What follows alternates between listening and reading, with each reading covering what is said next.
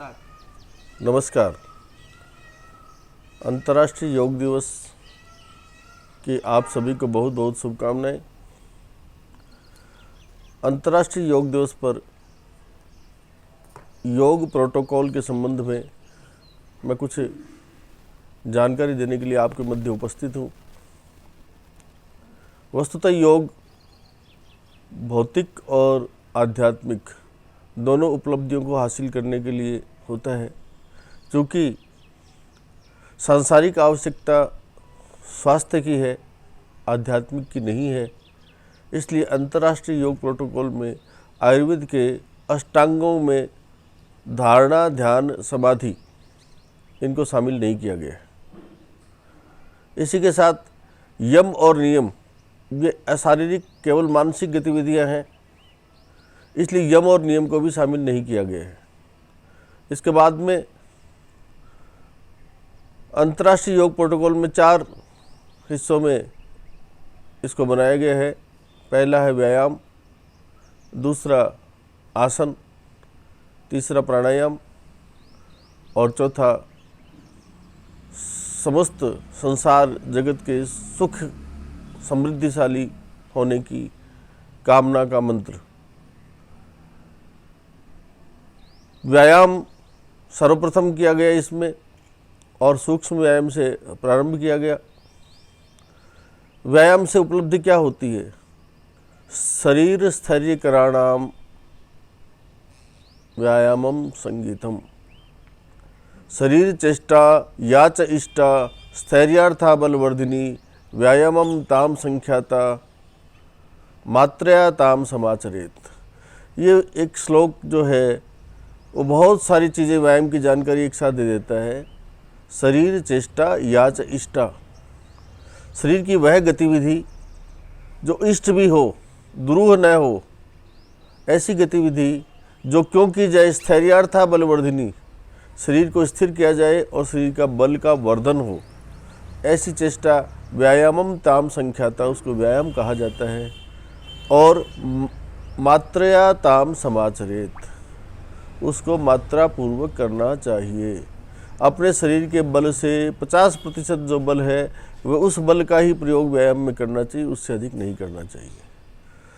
तो अंतर्राष्ट्रीय योग प्रोटोकॉल का प्रथम जो मंत्र ऋग्वेद से लिया गया है, उस मंत्र की भावना ये है कि हम सब सह अस्तित्व की भावना से एक दूसरे को सहनशील भाव से सहन करते हुए एक साथ अपनी प्रोग्रेस करें, वृद्धि करें।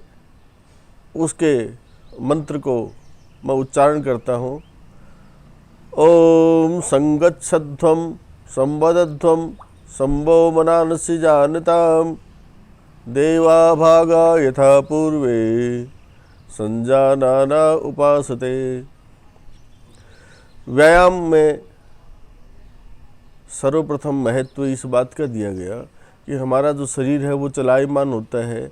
जो भी गतिविधियां संपन्न होती है वह हमारी संधियों के द्वारा होती है, और ऊपर से लेकर के जो संधियां हैं वहाँ से प्रारंभ करके और नीचे की संधि, घुटने की और टखने की संधि तक ये व्यायाम बतलाए गए हैं। सबसे पहले ग्रीवाचालन, उसके बाद में कंधे का व्यायाम, उसके बाद में कमर की संधि का व्यायाम, उसके बाद में नितंब संधि का व्यायाम, उसके बाद में जानु संधि का व्यायाम और अंत में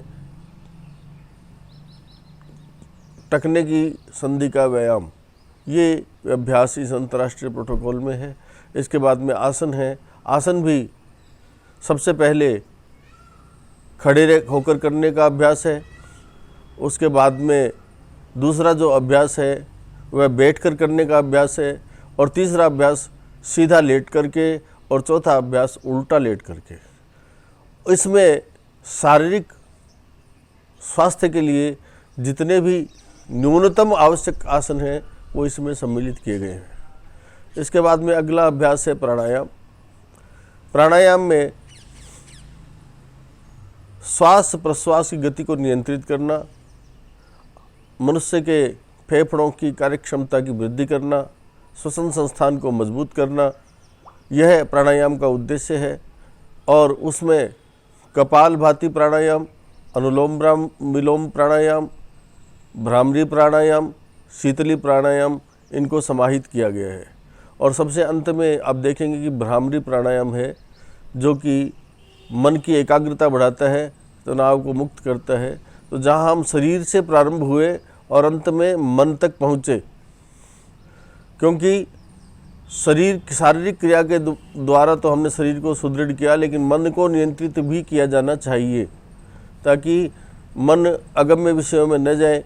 ये भ्रामरी प्राणायाम के द्वारा होता है। और इस प्राणायाम के साथ ही ये अंतर्राष्ट्रीय प्रोटोकॉल जो है उसका समापन होता है और अंत में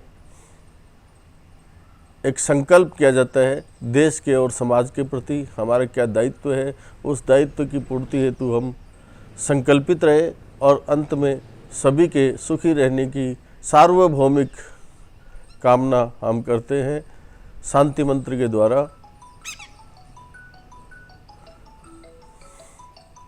ओम सर्वे भवन्तु सुखिनः, सर्वे सन्तु निरामयाः, सर्वे भद्राणि पश्यन्तु, मा कश्चित् दुःखभाग् भवेत्। नमस्कार।